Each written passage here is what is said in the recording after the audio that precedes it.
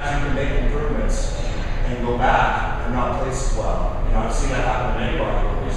There's a lot of guys out there who won a national title and gone back again, brought second or third or whatever.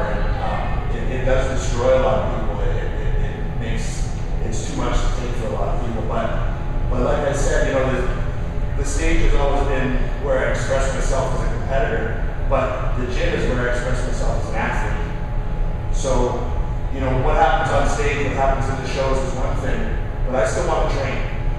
I'm not going to let what happens on stage or any disappointment that comes my way in a competitive arena affect how much I enjoy training.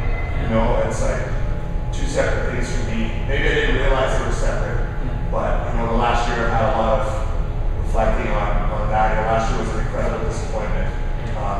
I thought I went there with the best package I've ever had. I actually thought you looked pretty good that show. Yeah, I was really excited for that show because I thought I'd done everything I could have done, and that's just how it goes. It's you're in front of a panel of judges, and you got to take what you give you, and I'm not going to complain or whine about it at all because I got workouts and stuff up to do. Like what you guys just filmed, and that was fun for me. That was my day. Like I could be happy with what's happening now because I know I'm putting all on me. And so that's what it's always been about. It's just the training is still what it comes down to. So, just speaking about like setbacks and things like that, emotionally, physically, and mentally, what was your biggest setback? And how did you, the person that you became through the years of bodybuilding, how did you overcome it? Well, the biggest setback, the last 3 years I've been second. 2008, 2009, 2010, I had 3 runner-ups in a row.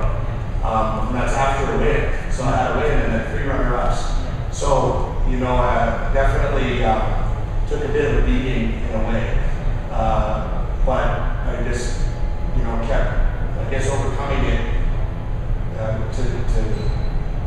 to try to improve and I didn't want it to ever get me down or affect my love for bodybuilding. So I'd say that was a setback in a way that you have to overcome it. The mental setbacks of places. There's been the odd show where you don't show up looking the way you want to look. 2009 was a very big disappointment for me. The way I was looking coming into the show, I was on cloud 9, and the way things kind of came in at the end was pretty, just wasn't quite where I wanted to be, and I wanted to lose the show by 1 vote. 4-3 splits are hard to take. So, but that's it. You got to put that away because you got workouts to do, and you still want to do them. Physical setbacks. I've been some injuries over the years. I've been pretty fortunate. Right now, I'm dealing with a knee injury that's probably been the most nagging long-term injury I've ever had.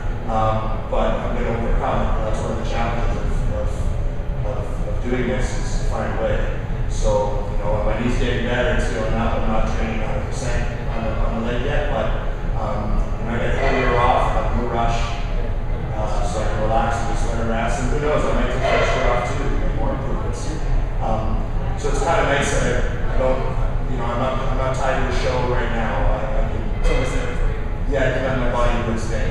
Yeah. So, just when you with your clients, what kind of experience do you want with them coming to you saying whether it's a new show or not a show? What do you like to deliver? I want everyone. Not everybody's going to win their first show. Some people surprise you. Some people disappoint you. But I tell everyone that I just want them to have a good experience. The worst thing I hear is when I meet someone who's done a bodybuilding show and they've had a bad experience. And, we've all had shows where we weren't happy with how they turned out, but I really want to try and minimize that. I want to help people avoid the frantic state that a lot of people get into when they do their own prep for a contest. And that's this overthinking and too much information coming in from various people and too many sources of information on the internet. I meet a lot of people that are doing just too much confusing stuff. And I've been around a long time. I've trained with pro bodybuilders. I've trained around the world. I've made every mistake you can make, and I want to help other people avoid those mistakes.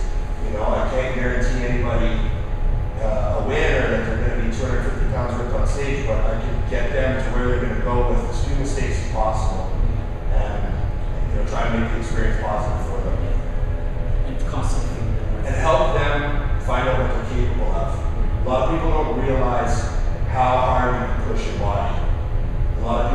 think they're pushing themselves. And when it gets down to it, by the end of the preps, I've had people that I've worked with say to me after the show, I never ever dreamed I was capable of looking like that, getting to that level. So sometimes you just have to help people block out all the chatter and just drive forward. So how often do you get comments from your clients where they say, without you I could have done this, or because of you it was so much easier? And I guess does that add to the bonus, if you will?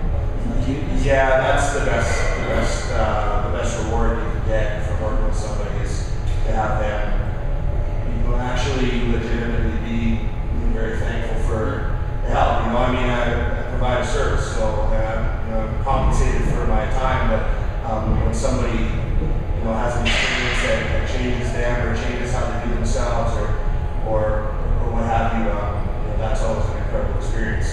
Just like anyone. Anytime sometimes I forget how much knowledge I've acquired over the years, and I think a lot of it is just obvious. When you realize you tell somebody something you think is just simple, and it changes how they do their training, and it helps them out, and that's really important. You guys got anything else? How's that? No, that was good. Yeah, I think it was very good. Yeah, and just the final question. We just want to touch on the phrase that you use a lot of times, which is bodybuilding. Do a lot of other things, learning experience. Right, okay. I want you to kind of say to the camera. And end it with this is Ron Carlo. Oh, okay. The executive wants to let or something. Okay, so, I'm just figuring out how to word this.